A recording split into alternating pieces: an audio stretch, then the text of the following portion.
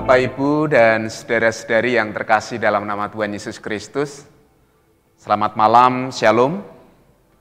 Apa kabar hari ini? Semoga tetap dalam lindungan dan penyertaan Tuhan, dan kita percaya bahwa hari ini pun kita tetap yakin bahwa yang terbaiklah yang kita alami dalam kehidupan.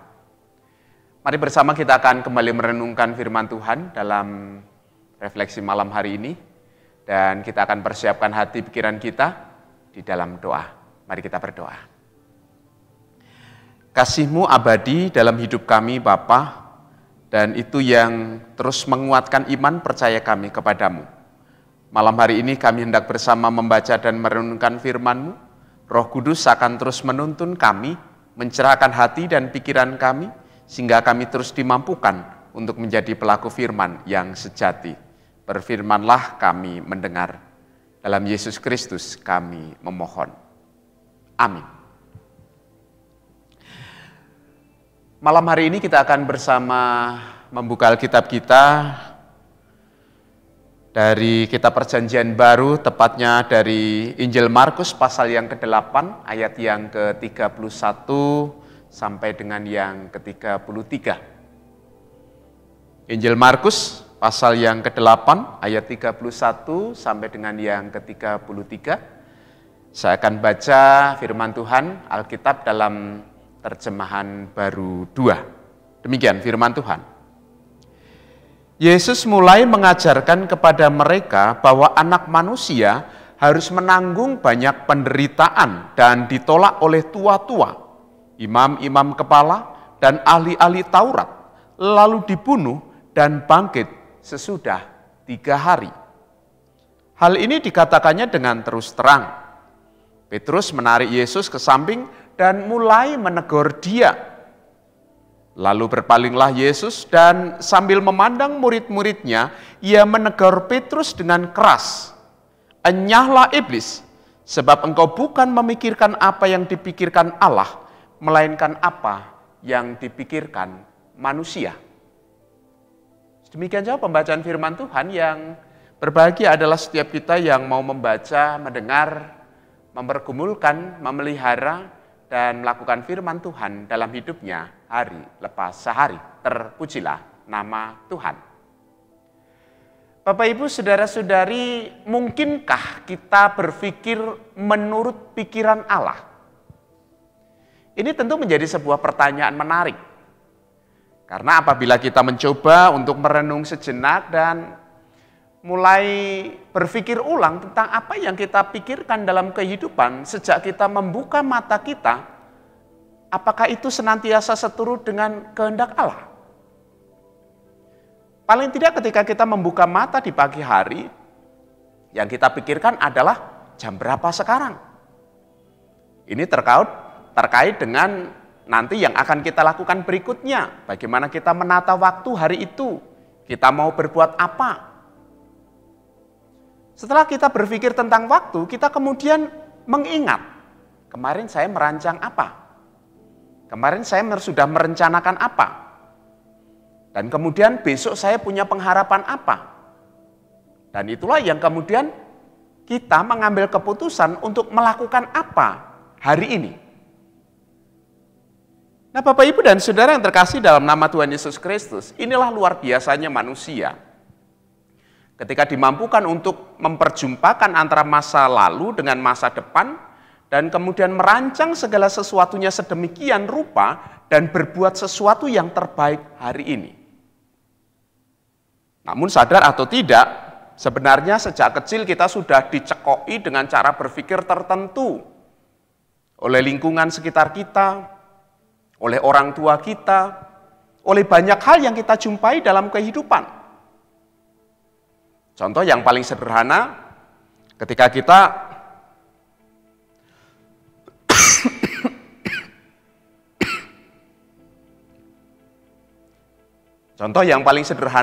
kita dalam kehidupan kita sudah dinasihati oleh orang tua untuk merancang segala sesuatu yang terkait dengan masa depan itu. Harusnya itu sesuatu masa depan yang cerah. Kita sudah dibiasakan untuk berpikir cerdas, dinasihati untuk pintar dalam dunia pendidikan. Dan harapannya nanti akan mendapatkan pekerjaan yang layak, pekerjaan yang baik dalam kehidupan. Sadar atau tidak, itu mempengaruhi cara berpikir kita, membentuk cara berpikir kita. Belum lagi ketika kita harus berjumpa dengan situasi, keadaan, lingkungan di mana kita berada, konteks di mana kita ada, bahkan mungkin sesuatu yang menarik hati kita, entah itu hobi, kebiasaan, dan lain sebagainya. Maka harus kita pahami bersama bahwa setiap orang kemudian bisa menjadi berbeda-beda dalam cara berpikir, itu ternyata juga terkait dengan apa yang masuk dalam pikirannya, apa yang dia nilai terhadap segala sesuatu itu, dan kemudian pilihan apa yang dia ambil dalam kehidupan. Nah, Bapak, Ibu, dan Saudara, memang kita hadir dalam sebuah ruang dan waktu, di mana kita mewarisi budaya, mewarisi penilaian-penilaian dari generasi sebelumnya, dan sadar atau tidak, di dalamnya itu sudah pernah ada pengalaman yang mendahului kita. Makanya kita mewarisi sebuah teori, kata mutiara, kata bijak di masa silam, dan seterusnya. Dan harapannya itu akan memberikan inspirasi baru dalam kehidupan kita bersama. Namun jangan lupa bahwa sebuah teori atau kata bijak itu selalu muncul juga dari yang namanya sebuah konteks, sehingga pasti akan benar pada konteksnya. Salah satu yang harus kita maknai dalam kehidupan adalah tentang penderitaan. Apa yang kita pikirkan tentang penderitaan? Apa yang ada dalam benak kita, apa yang ada dalam perasaan kita ketika kita berbincang tentang penderitaan? Menarik kalau kemudian kita membaca sebuah kisah kuno, bagaimana Yesus pernah menyatakan bagaimana anak manusia itu akan menanggung banyak penderitaan, ditolak oleh tua-tua, imam-imam kepala, ahli-ahli Taurat, lalu dibunuh dan bangkit pada hari yang ketiga. Petrus mewakili kehidupan umat manusia pada umumnya, dan kita tentu menolak kenyataan tersebut, menolak ide tersebut. Karena memang Petrus sebagaimana kita tentu punya cara berpikir tentang penderitaan itu seperti apa. Bagaimana dia memaknai penderitaan itu. Dan dengan sengaja dia menegur agar Yesus tidak melakukan, agar Yesus tidak mengatakan apa yang hari itu dia katakan. Nah, Bapak, Ibu, dan Saudara, nampaknya ada pola pikir yang seragam dalam pikiran manusia bahwa penderitaan itu sangat tidak menyenangkan. Penderitaan itu sesuatu yang buruk, sesuatu yang perlu dihindari. Kalau memang bisa, perlu dicegah. Kita tidak mau menderita. Tidak ada orang tua yang menasehati anaknya, nanti kamu menderita ya, sama sekali tidak ada. Karena memang penderitaan itu sesuatu yang sangat tidak menyenangkan. Dari sudut pandang manapun, namanya penderitaan itu sangat tidak menyenangkan. Itulah sebabnya menjadi sebuah tanggung jawab bagi seseorang untuk kemudian memaknai sebuah penderitaan ini dalam kacamata yang berbeda, agar tidak menjadi beban dalam kehidupan. Nah, kalau Petrus menegur Yesus, ini memberitahukan kepada kita, inilah salah satu cara berpikir manusia yang ternyata sudah terkontaminasi, terdistorsi, telah melenceng, telah meleset dari rancangan Allah. Penderitaan itu beban, penderitaan itu menyakitkan. Dan kalau kita memang mendapatkan kebebasan untuk memilih, tidak ada yang akan memilih penderitaan dalam kehidupan. Tetapi pertanyaan besarnya adalah apakah itu mungkin? Karena selama kita menjalani kehidupan di muka bumi, penderitaan akan selalu ada. Selama nafas masih ada di dalam diri kita, maka penderitaan akan datang silih berganti. Bapak, Ibu, dan Saudara yang terkasih dalam nama Tuhan Yesus Kristus, disinilah kita kemudian ditantang untuk berpikir seturut atau menurut pikiran Allah itu seperti apa. Dan itulah yang kemudian dilakukan oleh Tuhan Yesus ketika melihat bagaimana Petrus menegur dia, dengan keras dia juga balik menegur Petrus dengan mengatakan, "Enyalah iblis, sebab engkau bukan memikirkan apa yang dipikirkan Allah, melainkan apa yang dipikirkan oleh manusia." Teguran yang sangat keras ketika Yesus berkata, "Enyalah iblis." Ini memberitahukan kepada kita, memang iblis itu selalu menawarkan sesuatu yang enak, sesuatu yang menyenangkan, jalan pintas. Kalau hari-hari terakhir kita mendengar berita, banyak orang harus menjadi korban investasi bodong. Ya, pada satu sisi kita prihatin dan harus waspada, harus hati-hati. Tetapi sadar atau tidak, ini menunjukkan bahwa itulah cara berpikir manusia yang pengen tidak berbuat apa-apa, tetapi mendapatkan untung. Tidak berbuat sesuatu, tetapi kemudian mendapatkan harta yang berlimpah. Makanya tidak lagi mampu berpikir cerdas, dibuat bodoh dengan iming-iming, dengan tawaran yang menggiurkan dan seterusnya. Inilah cara si jahat untuk mengelabui. Bahkan Yesus sendiri pernah mengalami pencobaan dari iblis ketika diminta untuk melihat segala kemuliaan dunia, dan itu akan semua diberikan kepadanya hanya dengan satu syarat, menyembah dan sujud kepada iblis. Nah, Bapak, Ibu, dan Saudara yang terkasih dalam nama Tuhan Yesus Kristus, cara berpikir yang hanya mementingkan kenikmatan, kesenangan, kepuasan, dan sesuatu yang serba enak, pada satu sisi memang menjadi sebuah pengharapan, tetapi waspadalah, itulah cara berpikir manusia yang seringkali justru membuat kita jauh dari Tuhan.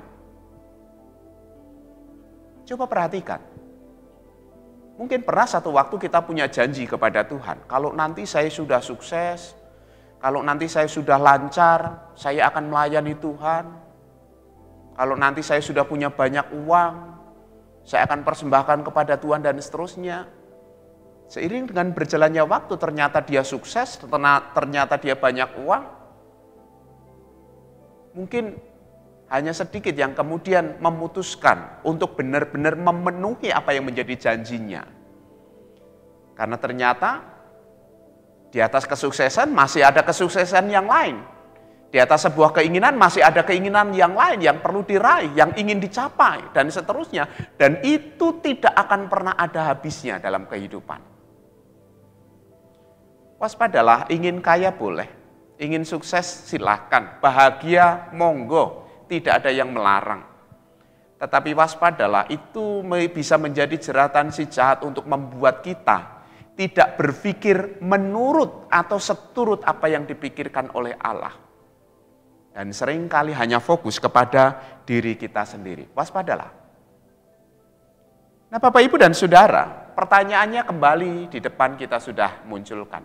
Mungkinkah kita berpikir menurut atau seturut dengan pikiran Allah? Mungkinkah kita berpikir seperti Allah yang Allah pikirkan? Nah, Bapak, Ibu, dan Saudara, kalau kita membaca Alkitab secara utuh, ternyata kita mendapatkan sebuah pesan bahwa manusia itu diciptakan menurut gambar dan rupa Allah. Itu artinya pasti bisa manusia berpikir seturut dengan kehendak Allah. Karena apa? Memang manusia diciptakan untuk itu. Mendapatkan mandat untuk mengelola bumi, berkarya, sebagaimana Allah berkarya. Itu artinya kalau manusia sejak awal dipercaya oleh Allah, mendapatkan mandat dari Allah untuk menguasai bumi, menjadi wakil Allah di bumi, itu artinya manusia punya potensi berpikir sebagaimana yang Allah pikirkan. Nah, oleh karena itu, tugas kita bersama adalah menemukan apa yang sebenarnya Allah pikirkan dalam kehidupan. Karena sebenarnya adalah pikiran Allah itu sudah dinyatakan dalam sejarah. Allah itu telah menyatakan diri, menjumpai orang-orang percaya pada masa silam, menyatakan kehendaknya, menyatakan pikirannya, idenya, gagasannya kepada manusia. Dan tugas kita adalah menemukan itu semua. Setiap kisah hidup orang percaya, di dalamnya pasti ada pikiran Allah yang dinyatakan.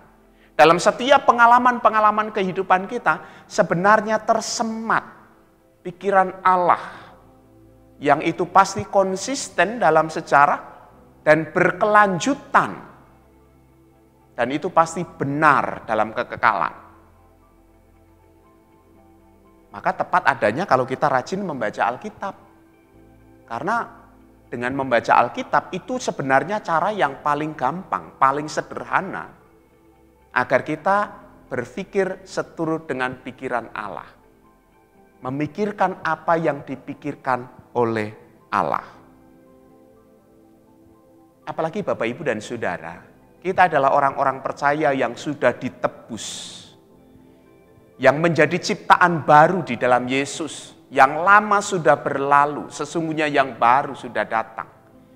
Kita sudah mati bersama-sama dengan Kristus.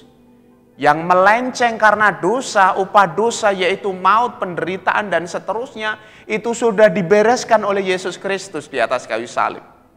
Dan kebangkitannya memberikan pengharapan baru kepada kita. Maka tidak ada alasan bagi kita untuk tidak bisa berpikir sebagaimana Allah berpikir.